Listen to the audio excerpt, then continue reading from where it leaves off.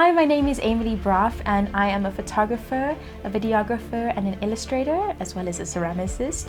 I have been making films for as long as I can remember, and I studied filmmaking at UCT. And I've been really focused on doing cinematic photography for about 4 years now.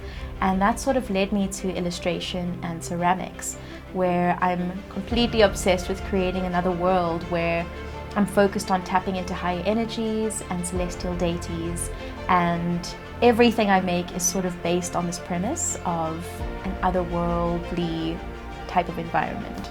My thought process right now is sort of based on different phases. So the first phase is cinema, and I'm normally inspired by films I watch or films I make. The second phase is illustrating. So I start with prep sketches and find my way into a whole new world, which also inspires my ceramics. They all sort of go hand in hand, and I'm a phasic type of person. So if I'm doing something, I'm not just using one medium, I'm tapping into 3. And one of the most interesting things about my process, I think, is that I don't have one. I'm a very spiritual person, so everything I do is based on how I feel versus what I should do. And normally the most beautiful outcomes come from that. So right now I'm working on a project called Celestial Deities, and this taps into an entire new element of my life about ancestry. So a lot of the projects I've been taking on have sort of been around the idea of ambiguity and finding oneself and sense of belonging. And that is currently all of the projects I've been working on. It's been quite cosmic how even external projects have been about this, and that is my main project, I think, for probably the next 10 years.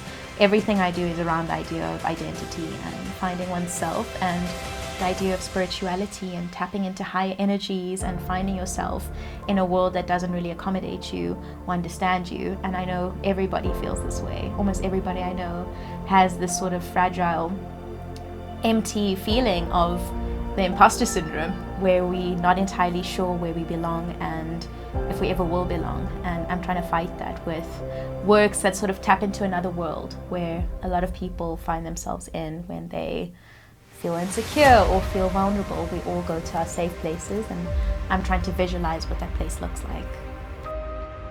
The last thing I'm working on has been murals with my design partner, Johnny.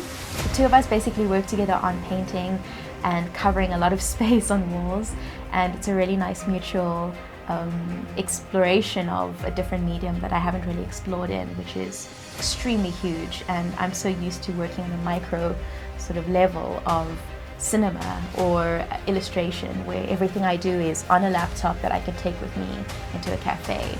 But this time it's sort of engaging in a bigger world where something that you could draw on an iPad could be seen by thousands of people, because you're covering meters of space that people walk by every day in a public environment, which has been way more fulfilling actually than I realized it would be, because no one really knows what you're doing behind the scenes, but putting your art out there is something else. And I think murals has been a really interesting exploration that I've explored over the last 4 months, I think.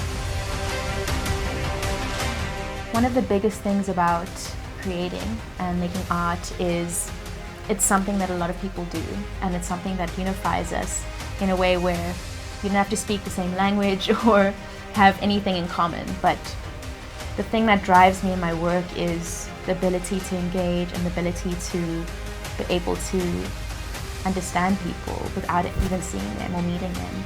I remember I was in the Koppies in Melville, like I was at the top of a little mountain, and a girl recognized me in my work, and she was with her mom, and it was a really beautiful experience, because I realized I don't always have to have a face, and I don't always have to be behind the camera, or at least in front of it. My work can speak for itself, and that's something that means a lot to me, because the idea of legacy and belonging, like it always is in my work, the idea of feeling like you are accepted is something that's difficult to accept, or something that's difficult to achieve, especially if you're not around. And I create work that my grandkids will one day admire, hopefully.